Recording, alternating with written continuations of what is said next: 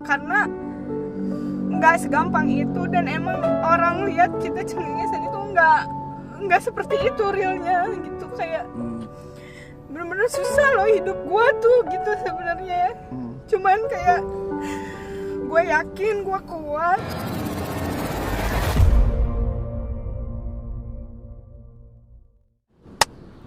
Oke Lur, sekarang pertanyaan yang kedua Not. Ya, ini sebenarnya pertanyaan yang kedua ini ya, ada hubungannya lah dengan pertanyaan saya yang pertama. Ini juga menginspirasi buat teman-teman semua ya kan. Udah siap belum? Siap. Pertanyaan kedua, lebih memilih berkarya atau nikah muda? Langsung gue jawab, berkarya. Alasannya kenapa? Ayo. Karena Kenapa ya? nih gue jadi ngebocorin background gue dulu nih ya. Los. Don. Kok jadi nyanyi Not? Nih jadi gini. Ya, jadi oke, gue tuh siap, dari gue keluar sekolah, gue udah jadi tulang punggung keluarga. You know lah ya, tahu lah pasti orang kepala keluarga itu seperti apa. Ya. Nah, gitu. Berarti kamu seorang perempuan itu menjadi kepala rumah tangga di keluarga. Yes. Wish alright. Semuanya cewek. The best Not. Oke, gue salut Not. Kalau itu mungkin di posisi gue Not sebagai seorang perempuan belum tentu bisa kuat kayak lo. Oke, lanjut. Ya. Dan di situ, pengen nangis. Jangan atuh di sini. Aduh. Jadi gue terdiri dari satu keluarga yang emang benar-benar cewek semua. Nenek gue single parent, ibu gue single parent, dan adik gue cewek. Dan lu juga cewek. Berempat cewek. Dimana posisinya kalau gue nikah, gue punya planning hidup, gue punya planning buat nyenengin keluarga gue, buat ngangkat derajat nama ibu gue. Jadi gimana caranya gue bisa bahagiain keluarga gue dengan cara gue gitu. Karena nggak segampang itu, dan emang orang lihat kita cengengesan itu nggak seperti itu realnya gitu. Kayak bener-bener susah loh hidup gue tuh gitu sebenarnya. Cuman kayak gue yakin gue kuat, dan sekarang gue buktiin dengan cara gue, meskipun orang mau bilang apa tentang gue cukup senyumin aja, dan gue coba bersyukur karena di belakang gue banyak orang yang support gue. Dan itu jadi motivasi gue, karena nggak semua orang bisa kuat gitu. Nggak semua orang bisa gitu. Gitu. Tapi kamu seharusnya harus bersyukur Not. Ada kata-kata gini, mereka beruntung dilahirkan di mana keluarganya banyak materi.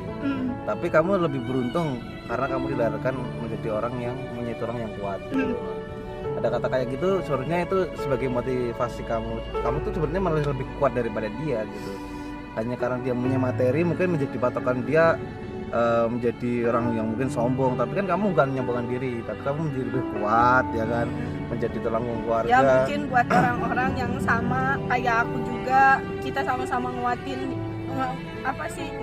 diri mereka gitu ya.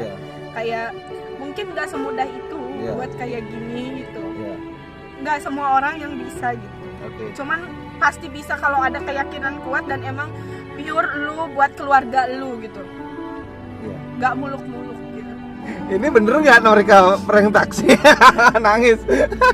Nggak.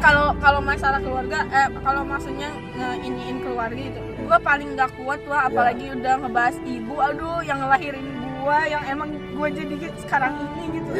Nggak kuat banget gue. Dimana orang yang ketawanya lebih kencang, dia mempunyai masalah di dalam. Bener. Dan emang gue selalu terlihat ceria banget. Dan gue tuh pengen ini Wak. Jadi gue pengen dilihat orang tuh riang aja, kagak mau orang tuh lihat beban gue. Karena kadang ada orang yang misalkan kalau datang ke misalkan kita nongkrong. Kita lagi susah, lagi kalut, lagi gimana, kita kayak bad mood segala macam. Gue nggak pengen gitu. Gue pengen kayak ya udah sih, ini gue ceria nih. Orang tuh nggak mau lihat gue tuh kayak dia lagi ada banyak masalah nih gini. Gue nggak mau kayak gitu. Udah susah jangan diliatin susahnya gitu. Benar. Jadi susah 2 kali dong gitu. Jadi udah susah ya Jangan dilihatin dong, saya nyari senang gitu kan. Biar Pokoknya satu-satu. buat kalian pejuang keluarga, tulang punggung keluarga, kalian itu orang hebat. Kalian itu orang the best menurut aku. Apalagi seorang perempuan. Yes.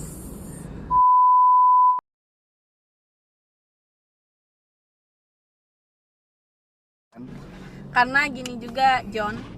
Ya, gimana? Kayak gue nikah nih, misalkan ya. sama seorang cowok. Oke.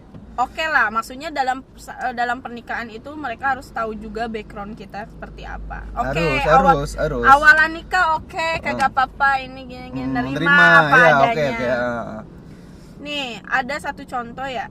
Si suaminya tuh dapat penghasilan gede, segala macem bisa tercukupi satu keluarga, ya keluarga kecil mereka yang udah nikah misalkan. Tapi ada juga cowok yang nggak bisa ngertiin background si seorang cewek. Contoh di gua, misalkan gua nikah berarti, nih. Lo cerita nih. Cerita berarti punya masa lalu yang seperti itu. Ya oke, sok. Gua misalkan nikah sama seseorang cowok yang emang mungkin bisa dianggap dia udah matang dalam segala hal ya. Cowoknya. Udah bertanggung jawab pula. Tapi beda halnya kalau misalkan kita sudah berkeluarga, kalau di agama kita apapun itu harus seizin suami. Ya, oke. Betul. Dibalikin lagi nih ke gua. Gua kan punya background yang emang gua banyak tanggung jawabnya, tanggungannya di keluarga tuh. Gua tulang punggung gitu kan. Meskipun cewek ya. Ya.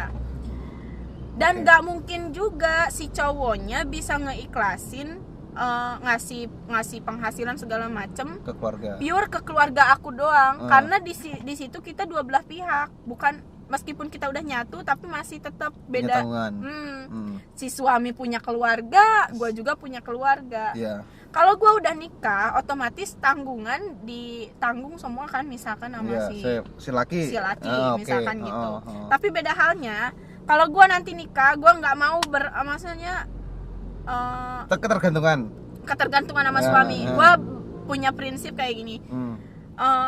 Gue nikah sama lu punya kerjaan, gue juga punya kesibukan sendiri yang emang bisa menghasilkan. Ibaratnya kerjaan lu lagi down ada di gua lagi down ada di lu. Kalau gua berprinsip seperti itu. Itu salah satu wanita idaman. Yes, karena gua udah kebiasaan punya uang sendiri. Gua kalau ibaratnya ya, kalau mau gua nggak punya uang, ya udah telan aja sama gua gitu. Dan itu udah selama ini sekian puluh tahun gue lakonin dan itu enak loh. Hasil gue loh, beli ini bebas lah mau ngapain gitu. Kalau kita nunggu yang ngasih ya mending lah orangnya peka kalau kagak peka nah balik lagi kita udah punya suami, tanggungan kita banyak, mending suami yang bisa ngertiin ini buat keluarga lu. Ini gue juga mau ngasih ke keluarga gue. Oke, kalau gitu pure ya. Oke lah, seimbang gitu.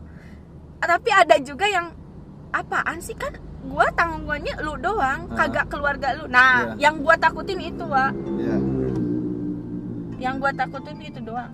Nah, ya kayak gitu. Salah satunya contoh saya tadi. Pertanyaan yang pertama, yang kedua itu sama sebenarnya. Jalurnya masih ke situ-situ aja. Situ. Ya makanya dimana kalau dari pribadi saya ya, kenapa saya memilih mungkin lebih fokus ke karya, ke kerja. Karena yang lo katakan misal seorang laki itu oke lah tanggung jawabnya karena ada seorang perempuan dan keluarganya. Kalau dari sifat pribadi, kamu kan tadi bilang ini kan feedback dari saya. Kamu bilang kalau lakinya peka gitu kan. Sebenarnya kalau saya sendiri tanpa dia minta, seorang perempuan atau seorang keluarga minta, jika saya punya pasti saya kasih. Nah maka dari itu, karena lu sebelumnya punya background yang emang bener-bener saya pure buat keluarga.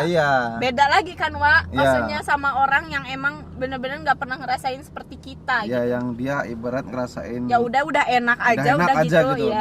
Udah lahir dari udah kayak dari kecil gitu udah enak lah gitu ya. Maka dari itu dimana saya nggak mau ketika saya menikah terus saya tuh ibarat dibilang nggak peka lah terhadap suami sama istri ya kan.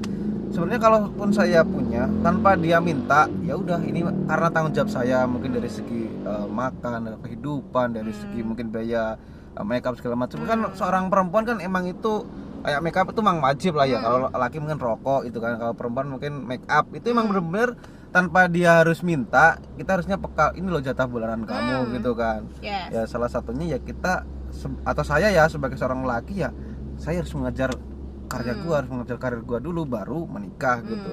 Kecuali yang tadi yang saya sampaikan, boleh menikah muda kecuali pasangan kita menerima segala hal. Tapi apakah emang harus seperti terus? Kalau sekarang menurut saya 1% yang bisa menerima. Karena gue sering sharingnya sama teman-teman gue yang emang udah nikah muda gitu ya. Cewek apa cowok tuh? Cewek cowok ya, pun. Okay. Teman-teman gue, teman seangkatan sekolah gue. Ya. Mereka udah punya anak 2, udah ada punya anak 1. Tapi gue ambil hikmahnya dari mereka ketika mereka sharing sama gue, karena gue emang di sini masih belum nikah ke arah sono gitu ya. Okay. Kayak sharing gitu, kayak ternyata ada satu hal yang emang bener-bener kayak hancur itu rumah tangga.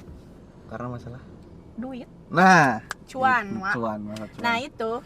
Dan kenapa gue punya planning ke depannya, ntar gue nikah, gue mau pengen punya bisnis sendiri. Ya udah bodo amat, si cowoknya harus kerja, emang harus punya tanggung jawab. Ya itu emang cuman wajib. gue punya planning buat diri gue harus punya penghasilan sendiri. Oke. Jadi konten di kali ini saya emang benar-benar, saya sebenarnya ini udah lama mau bikin kayak Q&A sama siapa, saya juga masih bingung. Kebetulan ini kan kenapa saya Q&A saya ke Norika, karena saya rasa sebelumnya dia udah curhat sama saya, mempunyai latar belakang yang sama dengan saya. Mungkin pertanyaan ini cocok buat dia gitu. Jadi emang pas banget gitu kan.